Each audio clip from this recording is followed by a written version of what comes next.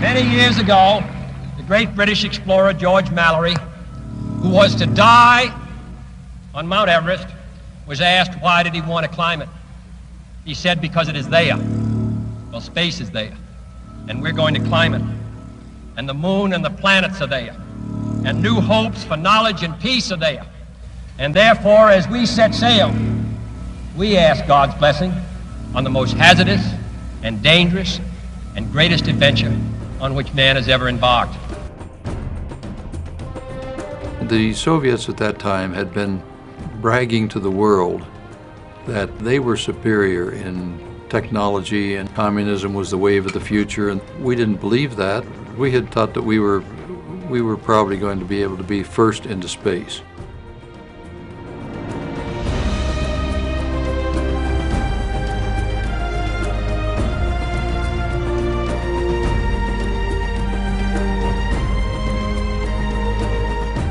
John F. Kennedy. It was his vision, his edict, we will fly to the moon.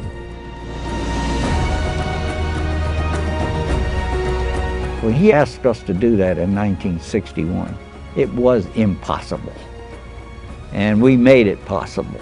We, the United States, made it possible.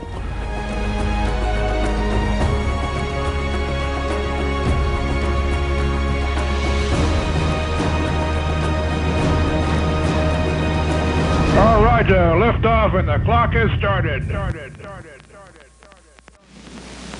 The dramatic achievements in space which occurred in recent weeks should have made clear to us all, as did the Sputnik in 1957, the impact of this adventure on the minds of men everywhere who are attempting to make a determination of which road they should take.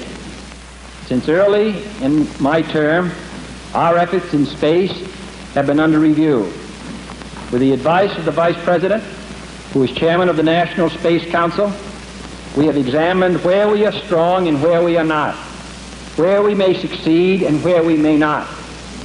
Now it is time to take longer strides, time for a great new American enterprise, time for this nation to take a clearly leading role in space achievement, which in many ways may hold the key to our future on Earth.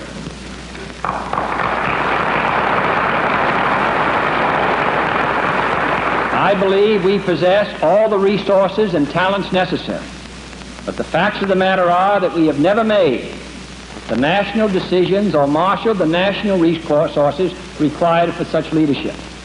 We have never specified long-range goals on an urgent time schedule, or managed our resources and our time so as to ensure their fulfillment. I believe that this nation should commit itself to achieving the goal before this decade is out of landing a man on the moon and returning him safely to the Earth. No single space project in this period will be more impressive to mankind or more important for the long-range exploration of space, and none will be so difficult or expensive to accomplish.